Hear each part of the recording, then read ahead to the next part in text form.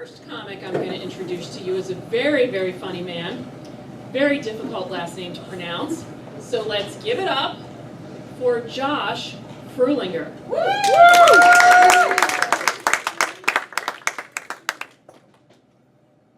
Hi everybody, how are you guys doing?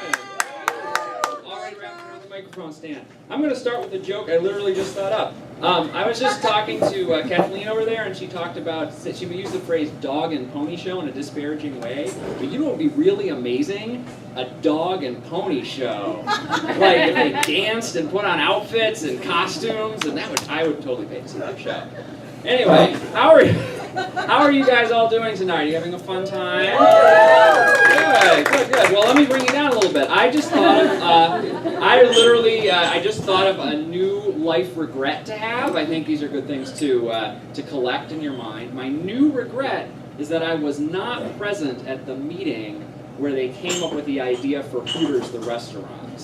Because I think that was probably a pretty interesting meeting. I'm sort of visualizing like a bunch of sort of, like business bros getting together, and they're like, I'm just spitballing here, bro, but like, okay, so like, what's the best thing in the world, right? Strip clubs. But what's the problem with strip clubs? You can't bring your 10-year-old kids to one. But what if there were a PG-13 rated strip club equivalent, right? And then like high fives all around. And, all right, so like, it'll still be gross. Right? Obviously, it's still gonna be gross. There's gonna be lousy food. Like, you'll bring your business partners if you wanna make them feel uncomfortable. And like, the women will be totally objectified and judged by older men. But you're not gonna see anybody naked. So it sounds like a pretty much $1 million idea, right? And then someone says like, oh, so what should we call this restaurant? Like, I don't know. What's a word related to sex that would make a 10-year-old giggle? Hooters, that's right. We'll name the restaurant after Hooters, which, once again, to emphasize, you will not see any Hooters in this restaurant. Just won't. So I thought of this idea when I was in New York City earlier this week, and I sort of wondered, like, are there any Hooters in New York? And so I looked it up, and it turns out there are 2 in Manhattan alone, the cultural capital of the United States. But I looked it up on Google Maps, obviously, before we look everything up, and there was a little dot came up, and then next to the dot it said, Hooters, wings and scantily clad waitresses. Which I thought was a little condescending and sarcastic on Google's part, and I sort of feel like, in the movies, whenever the robots rise up against us, we're always like, why are you doing this to us? Meanwhile, we've been telling Google all about our civilization for like the last 15 years, and maybe there's some things that we should have really been embarrassed about telling Google about, because when it comes for us, we'll just be like, yeah, we did it. I'm sorry, we did all that stuff. So I was at a friend's wedding recently, not at Hooters. This is a different topic now, though that would have been an interesting wedding. My friend got married, and his sister is deaf, so most of the people in his family know American Sign Language, and so I learned some of it that weekend. I don't know, you guys know it, it's not a subtle language on any level, especially when it comes to names for like nations or nationalities. Like, for instance, this is literally true, the sign for someone from India is that you use your thumb to make a dot on your head. So it's basically, like, from a perspective of an English speaker, it's like, all the words for ethnic groups are actually just ethnic slurs, and you don't have any other options. But because it's from early in the 20th century when it was invented, some of them are like old-timey ethnic slurs, which is kind of, it's a nice change of pace. Like, for instance, the word for Mexico or Mexican is you make, like, you're tying a little cape around your neck, because in the early 20th century, the only American stereotype of Mexicans was that they were all Zorro. And it got me thinking that, like, all right, we've tried for years to make racists not be racist, and I think we can all agree that that hasn't really worked out. So what if instead we just tried to trick them into believing old-fashioned stereotypes that can't really hurt anyone anymore, right? So with the Zorro thing, I'm just imagining some like militia guy on CNN being like, I'm tired of these Mexicans illegally sneaking over the Rio Grande with their long capes flowing elegantly behind them as they jump from rooftop to rooftop with the grace of an acrobat. These people aren't even legal to vote in this country, and yet they think they can defeat our corrupt mayors in sword fights right in the town square for the whole people to see. And don't think your women are safe, America. When a Mexican sees a woman that he's attracted to, he can't control himself. Sneaks into her room in the middle of the night, lays a single rose on the pillow next to her, and then goes out the window again as quiet as a cat. What white man can compete with that?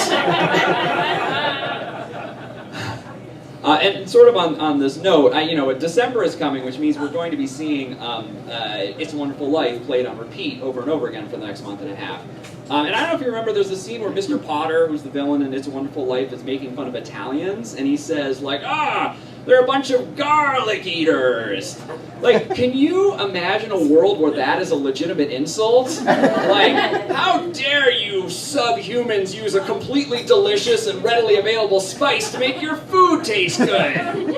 Over here in real America, we've been eating a colorless, odorless paste 3 times a day ever since we came over in the Mayflower, and it's done pretty well for us so far. So, Hanukkah is coming up. Where are my Jews at? My fellow Jews? Anyone? Where are my anti-Semites at? Anyone? Couldn't do without you guys. So Hanukkah is super early this year. I don't know if you know, because the Jewish holidays are on a lunar calendar, that they come at different times a year. So I had this theory about, there's this sort of stereotype of Jews being sort of neurotic. Part of it is because, holidays, I think we can all agree holidays are terrible. Like, you have to travel, you have to balance family obligations, you have to cook. Like, imagine how much worse that would be if you actually didn't know when they were going to happen. Like, you just get ambushed by them, right? Like, the God is sort of saying, like, daughters and sons of Israel, you are my chosen people among the nations. And also Passover's next week, suckers! You haven't done your shopping yet, have you? And, of course, Hanukkah's on Thanksgiving this year. Good luck with all that. Why, God, why is this happening? I don't know. It's because of the moon or something.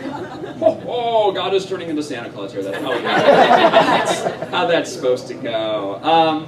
But, I am Jewish, and, historically, I'm not saying it's true, but historically there have been, the Jews have not always been the most well-liked people in the world, and I feel like there have been a lot of myths about Jews that I don't really understand where they come from. Some people think that Jews have horns. Not true.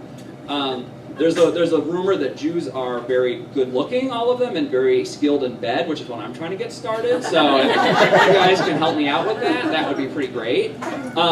My very favorite legend, dark legend about Judaism is the blood libel. Do you guys know what the blood libel is? It's for those of you who don't know, matzah, which is the bread you eat at Passover. In the Middle Ages, some people in Europe thought that the matzah was made with the blood of Gentile babies. I know.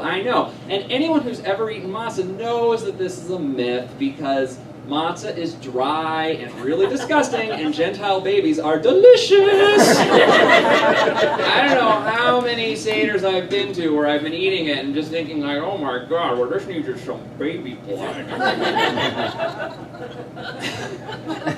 So I feel comfortable sort of joking about this stuff because I live in the year 2013 in a large city on the East Coast of the United States. I don't really feel like anti-Semitism has really affected me that much. But you sort of have in the back of your mind that, like, things can go south on short notice pretty quickly historically.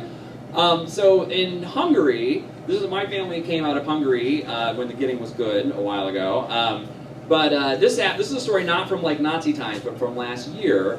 There was a legislature, someone in their parliament who was from a far-right party, and he introduced a law that said that the government would have to come up with a list of Jews or people of Jewish descent who worked in the government. And which is, just because it's a good list to have, right? Like, in case you needed to get them all together, like for a surprise or something.